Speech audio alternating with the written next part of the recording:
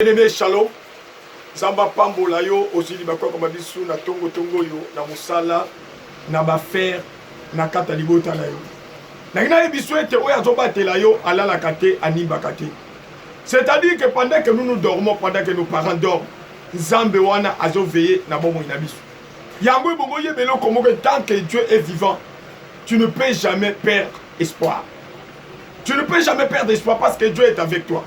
Yo kana bisayo.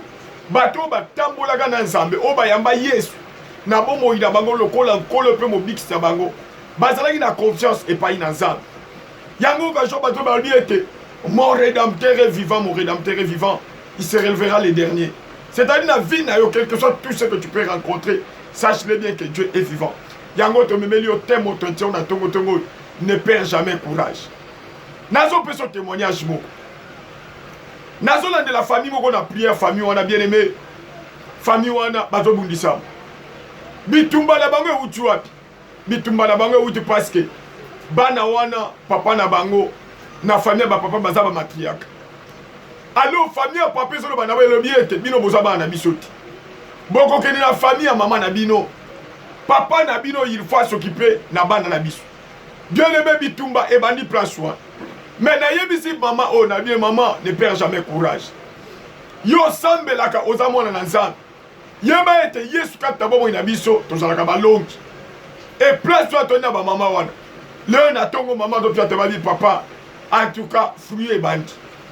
Yo kale so bien aimé. Tango zo bon de l'ensemble, zo bon de l'ensemble. Yeba ete nzambe nda décidaka.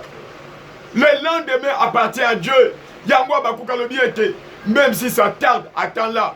Car elle s'accomplit. C'est que Dieu dit bien aimé ne fait que s'accomplir. Nazo peso verset biblique à Liboso. Nazo peso verset biblique à Liboso. Namukana na psaume. Psaume 126. Psaume 126. Psaume 126. Na verset na yango 1 Tokiti, nous lisons au nom de Jésus. Psaume 126. Psaume 126. Verset 1 Tokiti, totangi na kombo na Yesu. Quand l'Éternel ramena les captifs de Sion, nous étions comme ceux qui font un rêve. Alors notre bouche était remplie de cris de joie et notre langue des chants d'allégresse. Alors on disait parmi les nations, l'Éternel a fait pour eux de grandes choses. L'Éternel a fait pour nous de grandes choses. Nous sommes dans la joie. L'Éternel ramène nos captifs comme des ruisseaux dans les midis. Ceux qui sèment avec larmes moissonneront avec chant d'allégresse. Celui qui marche en pleurant, quand il porte la sémence, revient avec allégresse quand il porte ses gerbes. Amen. Bien aimé, yo kana ebisa yo. Lelo tozomona bato bazotambola na bamandalala. Balobi dimanche de ramo. Mais na lingina ebisa lokomoko. Yo omema Yesu kata bomo ina yo. Ondimela Yesu pambate. Aza na kata bomo ina yo. Ye na kata bomo ino aza lokola molongi. C'est-à-dire il faut témoigner Nzambe chaque jour. Bande ko to moni bango na mandala la bazo tambola. Yesu akoti lokola mokonzi. Mais na tongo to bongo bitu na mutu. Na vi na akota lokola nani. Yesu na vi no akota lokola nani. Na foyer na yo akota lokola nani. Na famille no akota lokola nani. Soki Yesu akota lokola mokonzi. Qu'il pleuve, qu'il neige, tu auras la victoire. Ton monde est psalmiste à le baboui. Alobi était un mouzab. Abibisi bananaye. Basaki le quoi bateau baosala d'autres. Na vie à moutou bien aimé. Bénédiction zara loko la rêve. C'est-à-dire Nzambe tango asala que zara loko la d'autres. Quand l'Éternel ramena les captifs de Sion, nous étions comme ceux qui font un rêve. Bénédiction bien aimé na vie à moutou. Ezalaka lokola ndoto yokana ebisayo mutu alelaka mikolo na vie na ye yo bato nyokola bien aimé bakonyokola vie na yo mobimba te il y a un temps on Nzambe akodesine na vie na yo yango makomi na Nzambe lobi boye serrez-vous lorsqu'on vous outragera on vous persécutera lorsqu'on vous dira faussement on vous accusera à cause de moi soyez dans l'allégresse c'est-à-dire Nzambe aza molongo oyo ndimela akope so victoire. Soyez dans l'allégresse car votre récompense sera grande. Celui qui sème avec larmes, ya yo tomata bangombo tomata bangomba Yesu aza na bomoi aza na bomoi molongi ya kala bien-aimé a échouaka te soko akoti likamba mutu ya la victoire oni famille on appelle ça témoignage mama lobi papa kaka bato wana bayinaki biso eska bayinaki biso batelefone nga balobi non il faut bana baba na musala yo kana biso bien-aimé tangu Christ aza na bomoi na yo akota na motema no lokola mokonzi tu vis avec la victoire lelo bato ebele bayamba yesu lokola mokonzi te bazokende église me bayamba yesu lokola mokonzi te moto ayamba yesu lokola mokonzi mpe mobikisa ye il marche selon la parole de Dieu, c'est-à-dire atambolaka selon la foi, il ne marche pas selon la vie. Nalobi na maman na tongo kota la makambo zomonante molongi ya kala azana bomoi soka azana bomoi bien-aimé yeba ete yo poko vivre bomoi wana. C'est lui qui marche en pleurant quand il porte la zèbre,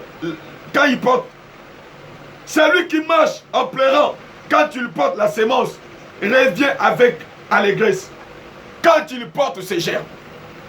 Akozonga na le yembo na ese bien-aimé tobengaka nzambe alpha et l'omega yenda mimonisama na suka nazobondela nzambe wana mimonisama na vi na yo amimonisama na foi no yo bacholi baseki yo batomona pam nzambe mimonisama na vi na yo nazopesa verset mosusu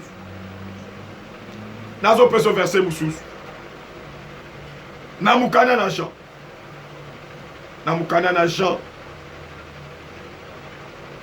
Jean chapitre 16 na verset numéro 20 yokaneke Bible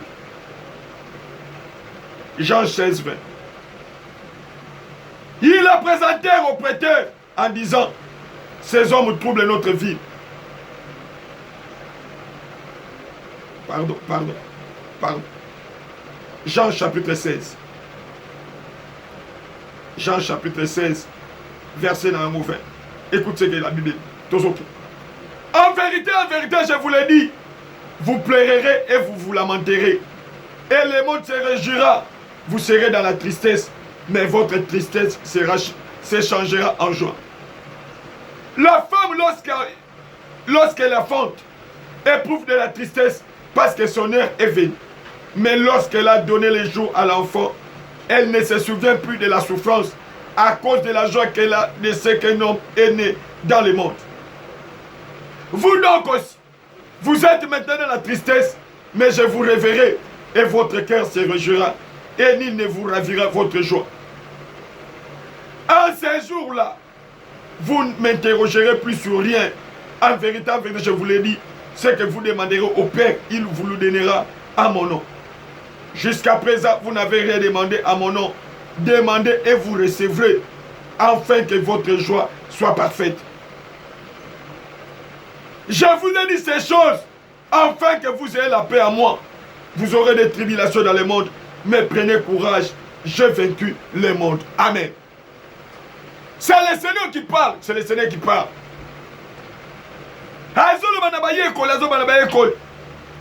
Alobi, je vous l'ai dit en vérité. Bokole, mais bozana kinya. Yo pozo la nango ondimela Yesu. Ondimela Yesu lokola mokozi. Yeba etalobato luka ya ofelete. Ba onyoso ba luka nzambe na bomo ina bien-aimé. Ba mona misala na nzambe. Nazo bona tongo. Misala na nzambe wane bana na vi na yo. Ebana na vi na yo. Alors la femme, lorsqu'elle enfante, éprouve de la tristesse. Parce que son heure est venue. Mais lorsqu'elle a donné les jours à l'enfant, alléluia, elle ne se souvient plus de la souffrance à cause de la joie qu'elle a de ce qu'un homme est né dans le monde. Moi, si je suis à zen, bien aimé à Nyokwama. Namoda maman moko azana zen, azo finga mobile ne vous n'avez pas dit. Mais vous collaborez, bien aimé comme il conseille, na tous les mamans, ah, mais on doit se faire mouton yo finga, aïe papa, yo l'andara makambouane. Oh mon ya nyoko mitang moulay parce qu'elle était grosse, yo poto l'andara bien aimé, yeba été, en toi il y a quelque chose. Mokolo ekobotama yaya okobosa na makambo wana nazo sakola na tongo kaka ndenge so akota na vino lokola mokozi apeso victoire nyonso ali kokuta nango na kombo na Yesu. Makambo ezalaki makasi ekoma pété. Yaya ne perd jamais courage. Dieu est vivant. Le Saint d'Israël est vivant, il est vivant, ne perd jamais courage. Ne perd jamais courage. Nazo peut se verser moussous. Kaka na jawa. Nazo peut se verser moussous. Kaka na jawa. Jean chapitre 5. Jean chapitre 5, verset 1 à 9. Nous lisons au nom de Jésus. Yokanege Bibezolo. Après cela, il y a une fête des Juifs. Et Jésus monta à Jérusalem. Or, à Jérusalem, près de la porte des brebis, il y a une piscine consacrée qui s'appelle en hébreu Bethesda. Et qui a 5 portiques. Sous ces portiques étaient couchés un grand nombre de malades, des aveugles, des boités, des paralytiques qui attendaient le mouvement de l'eau. Car un ange descendait de temps en temps dans la piscine et agitait l'eau. Et celui qui y descendait, le premier, après que l'eau avait été agitée, était guéri quelque fit sa maladie. Là se trouvait un homme malade depuis 38 ans. Jésus l'ayant vu coucher, et sachant qu'il était malade depuis longtemps, lui dit, veux-tu être guéri? Le malade lui répondit, Seigneur, je n'ai personne pour me jeter dans la piscine, car l'eau est agitée. Et pendant que j'y vais, un autre descend avant moi.